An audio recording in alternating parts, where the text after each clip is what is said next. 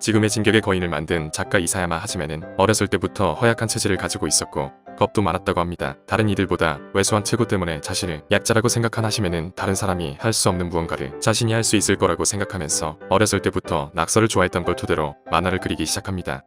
하지메는 자신이 겪었던 경험들과 감상한 작품들에서 영감을 받아 지금의 진격의 거인을 구상하게 되는데, 인간을 먹어치우는 거인이라는 설정은 만화 지옥선생 누베의 사람을 잡아먹는 모나리자라는 에피소드를 보고 무지성 거인에 대한 공포감은 PC방 아르바이트를 하다가 말이 통하지 않는 술 취한 남자에게 멱살을 잡히며 느꼈던 공포감을 통해 인간이 거인의 공격을 피해 높은 성벽을 쌓고 그 안에서 살아가는 설정은 산으로 둘러싸인 하지메 자신의 고향에서 영감을 받았다고 합니다.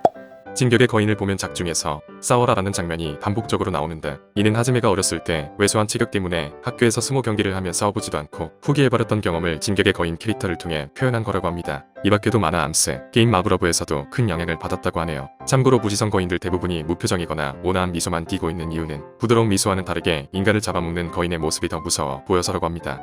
훗날 하지메는 한 인터뷰에서 인간을 먹어치우는 거인과 그들에 맞서 싸우는 인간이라는 단순하면서 독특한 줄거리를 선택한 이유로는 자신은 신인이면서 그림도 잘 그리지 못하는 만화가였기 때문에 고통의 내용으로는 읽힐 리 없다고 생각했다 합니다.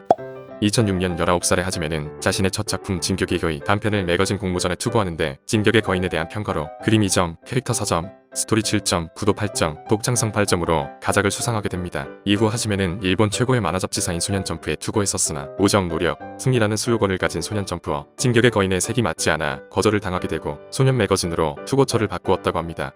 하지메의 작화는 초창기까지만 해도 선이 매우 거칠고 잔선이 많아 스케치가 너무 러프하다라는 평을 들으며 독자들에게 비판을 받았었지만, 시간이 지나며 연재가 진행될수록 하지메 특유의 거친 화풍과 구도, 명도의 섬세한 표현이 증가하면서 작화 실력이 점차적으로 향상되는 걸 볼 수 있다고 합니다. 하지만 그럼에도 아직까지 독자들에게 언급되는 문제점이 있다면 바로 원근법입니다. 크기가 제각각 다른 거인들이 많이 나오는 진격의 거인 특성상 대상의 크기와 인체 비율을 다루는 원근법이 매우 중요한데, 하지메는 거인들과 사람의 크기를 매화마다 다르게 그려내서 가끔씩 독자들에게 혼란을 준다고 합니다. 대표적으로 15m급 파도 거인이 50m의 방벽을 오르는 장면, 사람과 배의 크기가 비슷한 장면이 있는데 한국 독자들 사이에서는 지메식 원근법이라 불려진다고 합니다. 여담으로 하지메는 자신의 블로그에 원작은 애니메이션판 진격의 거인이고 나는 그림을 못 그리는 만화화 담당이라고 기재했던 적이 있다고 합니다. 진격의 거인에서 격투를 하는 장면은 종합격투기 팬인 하지메가 거인들이 종합격투기로 싸우는 모습을 보고 싶어서 넣었다고 합니다. 실제 만화에서 격투 장면들은 UFC를 참고하여 그렸고, 앨런 예거는 일본의 종합격투기 선수 오카미 유신, 갑옷 거인은 브록 레스너를 모델로 그렸다고 합니다. 여담으로 철학 거인은 남자 아이들이 좋아할 만한 동물들을 모티브로 디자인된 장난감 조이드에서 영감을 받았다고 합니다.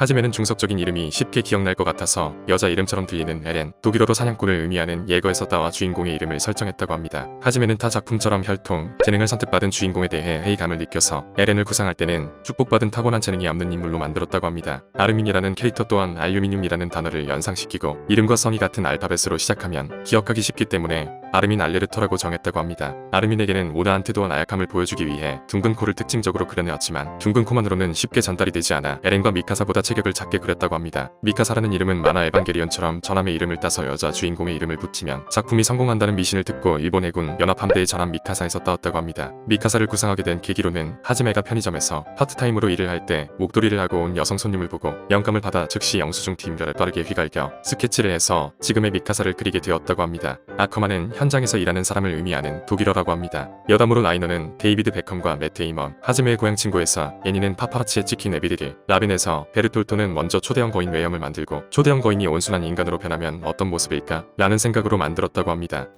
하지메는 한 명의 주인공보다는 용맹, 지성, 힘이라는 특성으로 각각 서로 다른 캐릭터로 나누고 싶었기 때문에 에렌, 아르민, 미카사로 정했다고 합니다.